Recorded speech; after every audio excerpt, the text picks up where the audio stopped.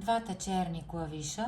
Веднага в ляво първият е до, веднага в дясно първият бял е ми, по средата е ре. Само двата черни клавиша. До, ре и ми.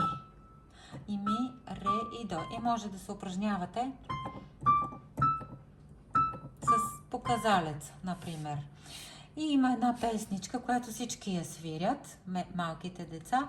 Ето я сега ще я свиря. Ми, ре, до, ре, късо, късо, дълго. Късо, късо, дълго.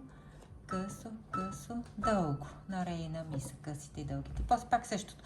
Ми, до, ре, късо, късо, дълго. Късо, късо, късо, късо, дълго. Така записвам. Късите и дългите се броят. Това е друг урок.